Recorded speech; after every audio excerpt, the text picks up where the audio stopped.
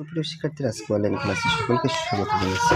আজকে যে টপিক নিয়ে আলোচনা করব, SSC higher mathematics first paper chapter 1 matrix এবং নির্ণায়কের এমসিকিউ সমাধান এবং পর্বে 9 থাকছে ব্যতিক্রম ম্যাট্রিক্স। এই ম্যাট্রিক্স এটা বলে কথা না, সমস্ত ম্যাট্রিক্সই গুরুত্বপূর্ণ, কিন্তু এই ম্যাট্রিক্সটা আমাদের জন্য এতটাই গুরুত্বপূর্ণ যে কোনো অ্যাডমিশন পরীক্ষাও থাকে, এমনকি চাকরি পরীক্ষা বা যে কোনো পরীক্ষা আমাদের জন্য যে মূল্যবান যে পরীক্ষাগুলো আমাদের কিন্তু থাকেই। তোমাদের কাছে রিকোয়েস্ট সম্পূর্ণ দেখার জন্য। দেখো, লেখা আছে ব্যতিক্রম ম্যাট্রিক্স।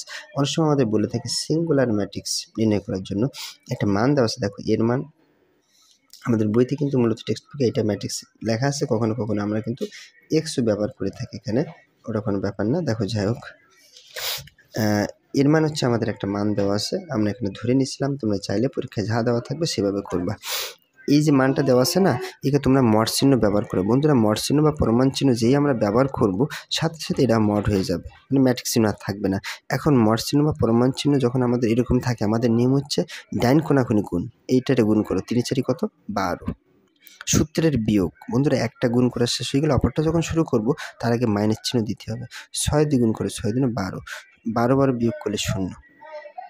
এখন কথা হলো, স্যার এটা যে আমি 0 হলো, তাহলে আমি এটা ব্যতিক্রম ম্যাট্রিক্স আমার কীভাবে হলো এই জিনিসটা?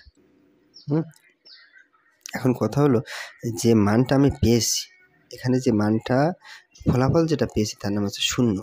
এই 0 সাথে 0 যদি আমি তুলনা করি, তাহলে এই 0 আর 0 একই কথা না, সমান চিহ্ন। আবার বলছি যে এটা ক্যালকুলেশন আমরা করব। প্রথম যে মানটা দেওয়া থাকবে তার মডুলাস করব, পরিমাণ করব, পরিমাণ করে একটা মান পাবো। সেই মানটার সাথে আমরা সব সময় 0 তুলনা করব। যদি ধরে নাও এই মানটা আমরা 1 পাই, এর সাথে 0 আমরা তুলনা করি, তাহলে 0 আর 1 কি সমান? বন্ধুরা বলো তো, সমান না। তাহলে আমরা এই ক্রস হয়ে যাবে। কিন্তু আমাদের বলছি যে তুলনা করলাম, 0 সাথে 0 তুলনা করলাম, তো দুইটা সমান না। মান দুইটা যদি সমান হয়, তাহলে আমরা এক কথায় লিখবো, সেটা হলো আমাদের এক কথায় কি লিখবো? ব্যতিক্রমী ম্যাট্রিক্স। এটা আমরা বলে থাকি সিঙ্গুলার ম্যাট্রিক্স। ওকে, ধন্যবাদ সকলকে। নেক্সট ভিডিওতে দেখা হবে।